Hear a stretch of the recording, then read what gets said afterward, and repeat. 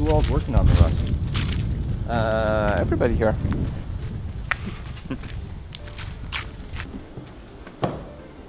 Can we get a sneak peek at the Rust code? The Rust code? Yeah, or is that top secret? No. So, Rust code. You ever just stop and gaze at the code? When you're looking for books. When you're looking, what are you focusing on? Like what aspect of Rust?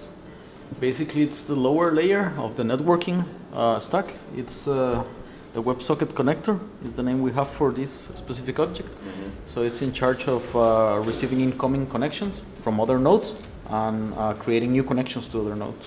This is kind of like layers, right? So you have this layer which is connecting to everybody else, and then there's an upper layer that will do some other stuff, and there you go, right? Up until the layer where basically you get all of these messages from the network, and you use that to modify your blockchain, right, or not, or say this change is invalid, and then send a message saying like this is invalid, or ban the peer, or stuff like that. Right, keep Slack open here. Yeah. And you keep. Yeah, I have basically code here. I have documentation here.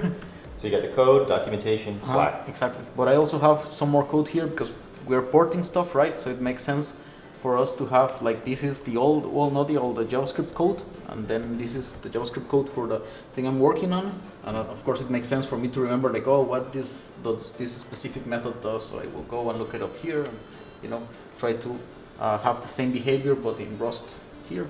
And then sometimes I don't remember this specific trait, how it works, so then I have the documentation. So you have a reference right there. Yeah, exactly.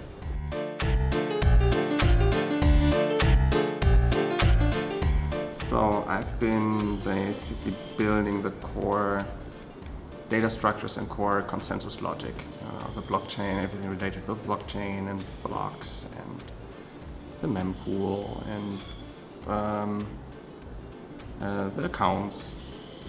And lots of testing, writing tests, making sure that everything is actually compatible with the JavaScript implementation. It's actually a lot of fun, even though some things are much more complex in Rust than in other programming languages. Mm-hmm. But so you're learning new stuff every day. I see you have 3 computers as well. That's true. So what do you have each monitor doing?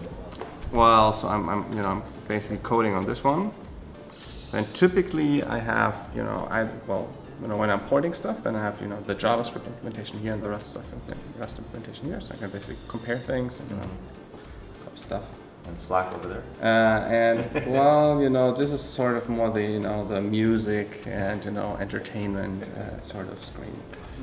Just that this is probably because of the glasses. This is the same exact spot where they touched, like this part of the glass frame here. So that's why they are now tearing a little bit apart. Developers live in headphones.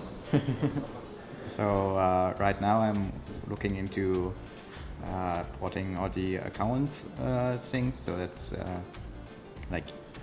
all the managing of accounts, like your balance, the hash time log contracts and stuff like this. So I'm porting that over. So I'm working more on the high level stuff and not the low level things the others working on.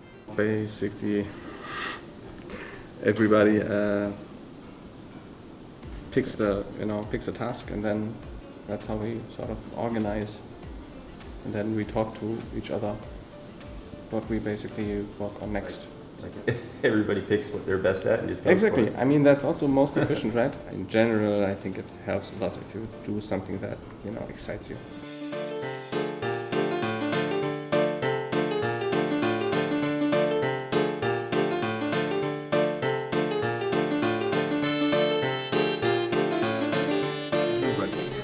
The idea is to, the big future vision.